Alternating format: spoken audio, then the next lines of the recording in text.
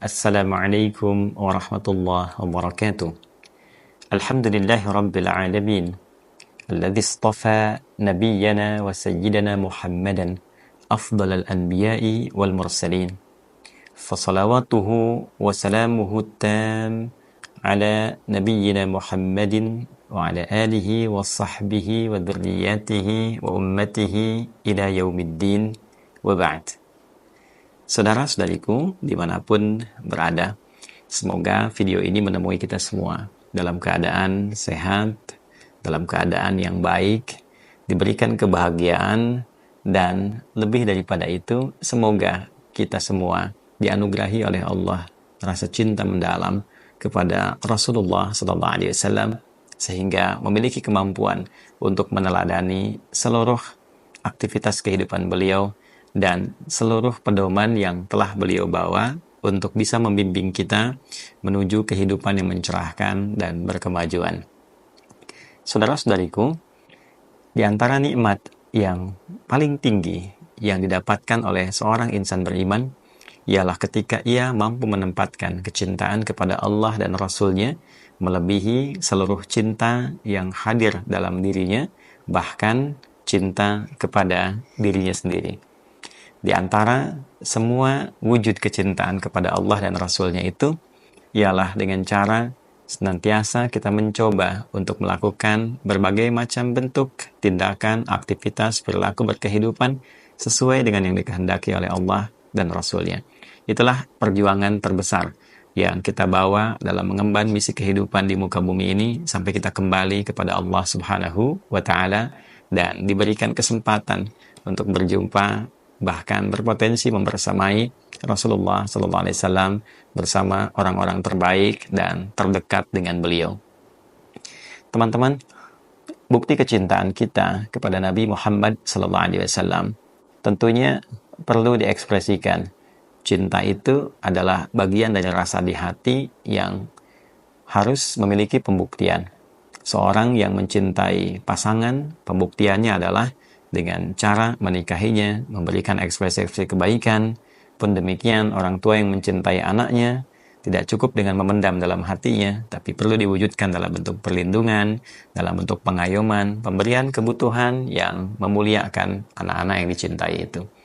Demikian cinta kita kepada Rasulullah SAW tentu butuh ekspresi dan menjangkau secara komprehensif, menjangkau secara menyeluruh. Bukan sebagian-sebagian, hanya cinta Nabi Muhammad misal kepada ajaran ritualnya, tapi tidak mencintai Nabi untuk mempraktekkan akhlaknya, tidak mencintai Nabi untuk mempraktekkan tuntunan akidahnya. Maka seluruh tuntunan yang dibawa oleh Nabi Muhammad SAW, baik berupa akidah, berupa ibadah, muamalah, akhlak, maka semua wujud itu mesti kita tampilkan dalam kehidupan sebagai bukti cinta kita kepada beliau. Awal semua risalah ketika dibawa oleh Nabi Muhammad SAW, di antara keunggulannya dibandingkan dengan nabi-nabi lain adalah diviralkannya kelahiran beliau dan dijadikan oleh Allah Subhanahu wa Ta'ala sebagai bagian dari mukjizat, sebagai bagian dari keistimewaan, bahkan sebagai bagian dari teladan yang diberikan kepada kita semua untuk menjadi patokan bagaimana cara kita menyikapi sebuah kelahiran, cara kita mensyukuri nikmat kelahiran, cara kita memulai menghadirkan peta kehidupan dari mulai kita mendapatkan nikmat kelahiran. Tentu bagi orang tua kepada anaknya, bagi kita setelah memahami tentang jalan kehidupan, ini adalah sesuatu bagian yang sangat penting. Untuk itulah ketika Nabi Muhammad SAW beliau menunaikan puasa di hari Senin, lantas ditanya oleh sahabatnya, kenapa baginda menunaikan puasa? Maka beliau menjawab, hadza yauma wulidtu. Ini adalah hari ketika aku dilahirkan. Bentuk mensyukuri nikmat kelahiran, beliau kemudian menunaikan ibadah puasa. Bukankah di dalam puasa itu ada dua hal pokok yang akan meningkat? Yaitu bagian pertama, pokok meningkatkan amal soleh. Orang yang puasa banyak meningkatkan ibadah, amal soleh dan kebaikan-kebaikan.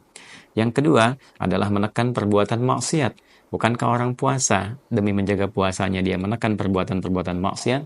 Maka hakikat usia itu, hakikat umur itu, hakikat kelahiran itu adalah bagaimana membuat peta jalan kehidupan yang meningkatkan beragam jenis amal soleh dalam saat yang bersamaan menekan potensi-potensi salah. Jadi sejak dilahirkan kita lahir dalam keadaan bersih, lahir dalam keadaan baik, maka ketika kita tumbuh, berkembang, memiliki pikiran, mampu membedakan baik dan benar, sampai kita meninggal, kita memiliki tugas meningkatkan amal soleh dan menekan amal salah. Esensi itulah yang diterapkan dalam ibadah ritual puasa. Jadi dari kelahiran Nabi saja sudah memberikan sebuah kesan yang dalam kepada kita, ada tuntunan berkehidupan, ada keistimewaan di dalamnya. Itu yang menjadikan berbagai macam bentuk nilai-nilai kegelapan, az-zulumat, bagaimana ditampilkan oleh Allah saat kelahiran beliau itu dipadamkan. Api majusi kemudian menjadi padam. Hal-hal yang tidak baik kemudian seketika diruntuhkan. Tahunnya disebut dengan tahun gajah karena Raja Abroha yang congkak dengan kecongkakannya ingin pamer kekuatan, ingin menghadirkan bentuk kezaliman, ingin menghancurkan satu pusat ritual tertinggi di muka bumi yaitu Ka'bah Al-Musyarrafah, kemudian dihancurkan di tahun kelahiran Nabi Muhammad sallallahu alaihi wasallam. Jadi tahun kelahirannya membawa sebuah isyarat, isyarat tentang perubahan menuju kebaikan, isyarat tentang ditinggalkannya segala jenis macam keburukan, kesalahan, kezaliman untuk bertransformasi menjadi nilai-nilai kebaikan.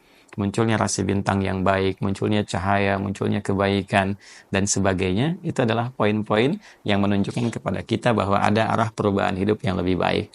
Ada arah pencerahan yang berkemajuan untuk mendapatkan ridha Allah Subhanahu wa Ta'ala.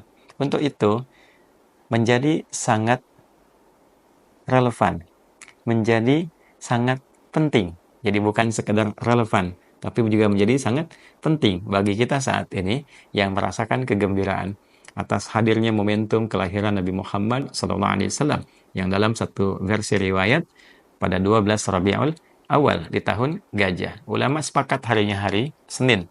Kemudian di antara versi riwayat hari Senin dimaksud yang ada riwayat 12 Rabiul Awal. Kita semua berbahagia. Masya Allah, saya melewati berbagai macam jalan di hari Senin, khususnya hari video ini dibuat, hari bertepatan dengan 12 Rabiul Awal, betapa saya merasakan kebahagiaan yang sangat luar biasa di daerah, di kampung-kampung, masyarakat berbahagia dengan momentum lahirnya Nabi Muhammad, bahkan ada yang bikin pawai dari semalam. Sekitaran pesantren saya masyarakat menghiasi diri, bersedekah. Masya Allah, orang-orang dari daerah tuh ada yang bersedekah keliling semalaman, ya, bergembira. Kadang orang sedekah itu tidak mudah menghadirkan kegembiraan. Ini ada orang yang pawai, bergembira, terus berbagi, bersedekah, karena merasakan kebahagiaan atas hadirnya hari lahir Nabi Muhammad Sallallahu Alaihi Wasallam. Itu sesuatu yang sangat luar biasa dan belum tentu didapatkan di tempat-tempat lain, daerah-daerah lain. Modal ini adalah modal yang sangat luar biasa. Modal kebahagiaan, senangnya dengan kehadiran Nabi, senang dengan kelahiran Nabi. Itu sesuatu yang sangat mahal sekali. Nah, tinggal bagaimana kita menghadirkan itu sebagai pondasi yang kuat untuk meneladani Nabi. Dari rasa kecintaan itu kita naikkan, transformasikan, dibikin bangunannya. Pondasi sudah kuat nih, rasa cinta kepada Nabi. Tinggal dari pondasi itu kita bikin bangunan, ya, yang wujudnya adalah gambaran tentang rasa cinta kita kepada Nabi. Bangunan itulah yang kita sebut dengan amal saleh, sebagaimana pesan-pesan yang tadi disebutkan dalam riwayat-riwayat yang valid sampai kepada kita. Itulah yang dimaksud dengan cahaya kehidupan, yang membebaskan kita dari kegelapan menuju cahaya. Ya, yukhrijan nasa minadh-dhulumati ilan nur, untuk mengeluarkan manusia dari kegelapan kepada cahaya, dan dimintakan kita untuk mengikuti cahaya itu. Kita buka misalnya Quran surah ke-7 Al-A'raf di akhir ayat 157, Allah bahkan mensifati itu dengan sifat orang beriman. فَالَّذِينَ آمَنُوا بِهِ وَعَزَّرُوهُ وَنَصَرُوهُ وَاتَّبَعُوا النُّورَ الَّذِي أُنزِلَ مَعَهُ ulaika humul muflihun. Adapun orang-orang yang beriman itu kepada Nabi Muhammad SAW, maka dibuktikan dengan memuliakan Nabi. Nah, tahap pertama, alhamdulillah, ya, kita merasa bahagia dengan hadirnya Nabi, dengan datangnya kelahiran Nabi. Itu tahap pertama, itu sudah kita dapat, itu azzaruhu, memuliakan beliau. Memuliakan itu jangan parsial, jangan sebagian-sebagian, harus dimuliakan. Dari kelahirannya dimuliakan, pertumbuhannya, ya, kembangnya, dewasanya, sampai jadi keteladanan yang sempurna. Kita memuliakan semua tahapnya, kita dapat itu. Wa nasaruhu, nah ini tahap yang kedua. Ya, tahap yang kedua, menolong beliau. Nah, yang dimaksud menolong ini bahasa kiasan tingkat tinggi. Maksudnya menghidupkan sunnah-sunnah yang ditampilkan oleh beliau dalam kehidupan, ya, supaya menjadi teladan untuk kita, merubah kita menjadi lebih baik. Nah, yang dimaksud kata di situ adalah kembali kepada kita manfaatnya, menolong diri kita sendiri dengan mengikuti cahaya yang dibawa oleh Nabi. Oleh karena itu kalimat setelahnya wattaba'un nural ladzi unzila ma'ahu. Ya, dengan mengikuti cahaya yang diturunkan, ya, yang menyertai misi dakwah dan kerasulan beliau. Dimaksud di sini adalah Al-Qur'an. Ya, karena ketika Allah Subhanahu wa taala menyebutkan Al-Qur'an dengan mensifati dengan nur sebagai cahaya dan juga menggambarkan itu sebagai bagian dari pedoman berkehidupan, hudan. Jadi bukan sekedar nur tapi juga hudan, bukan sekedar cahaya tapi ada petunjuk berkehidupan.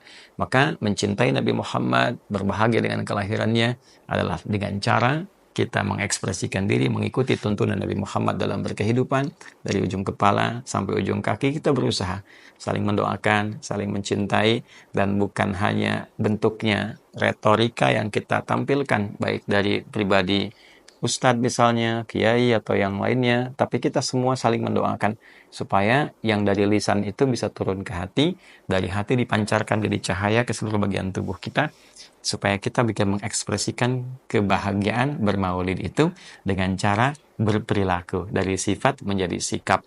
Bagaimana pandangannya bisa maulid, bagaimana telinganya mendengar dengan maulid, lisannya bicara dengan maulid. Artinya apa?